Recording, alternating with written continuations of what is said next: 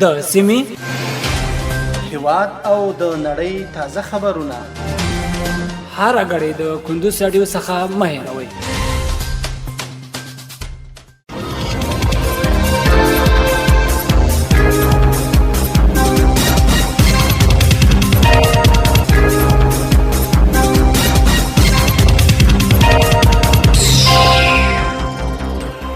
سلامونه د کندوز رادیو درنو اوریدونکو ستړي مشئ. په مړم د کندوز رادیو څخه د دې سات تازه او مهمو وروستۍ خبرونه ته نن شنبه د جد یا مرغوم 14مه د جنوري 14 نیټې سره سمون خوري.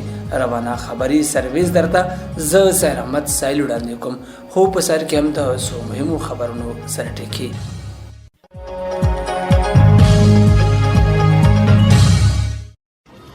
په کابل ښار کې یو تن د موټرو د غلا په تور ونیول شو.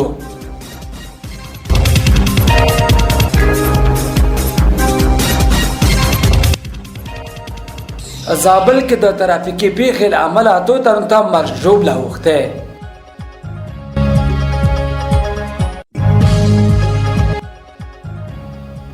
او د غزې جګړه کې 2500 اسرائیلي پوځیان په بشپړ ډول ملول شوي دي.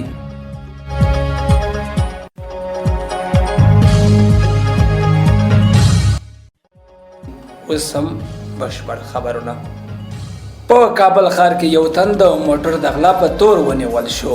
امنیتي سرچینو په پلازمینه کابل ښار کې د موټر د غلا په تور د یو تن د نیول کېدو خبر ورکړی دی.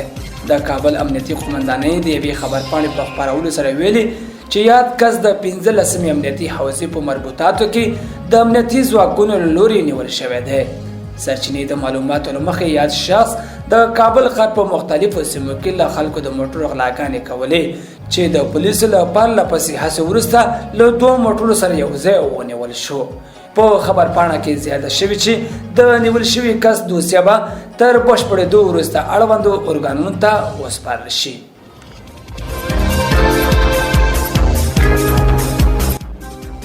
زابل کې د ترافیکي پیښې له امله اتو تنو ته مرګ ژوبله اوښتی.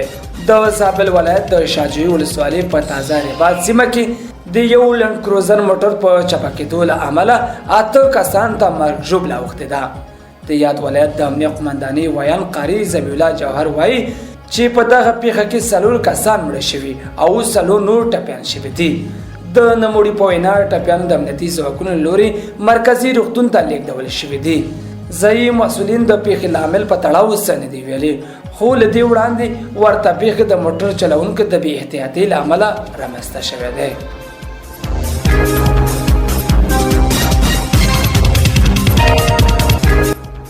او د غزې جګړه کې 12500 اسرائیلي پوځیان په بشپړ ډول ملول شوي دي.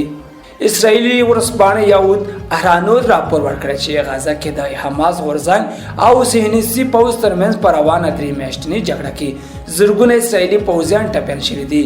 د ځینو حالات بیخي سخت ښودل شوی.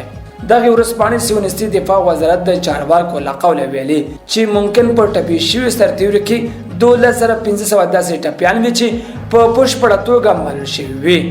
ورځپاڼې همدارنګه د خپل راپور په پای کې ویلي چې ټپیانو کې 2240 سرتیري د ژور ټپونو او د بدن د مهمو غړو له لاسه ورکولو له امله روغتون ته لیږدول شوي، له پوځ څخه ویستل شوي او ځینې هغه په کور کېنول شوي دي.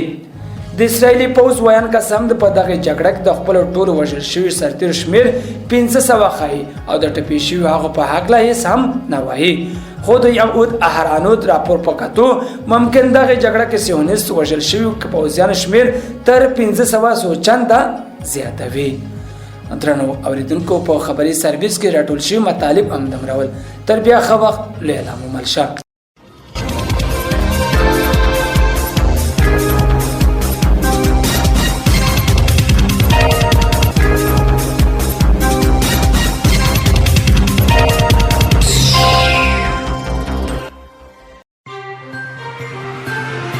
د سیمې هیواد او د نړۍ تازه خبرونه هر غړي د کندوز رادیو څخه مه هېروئ.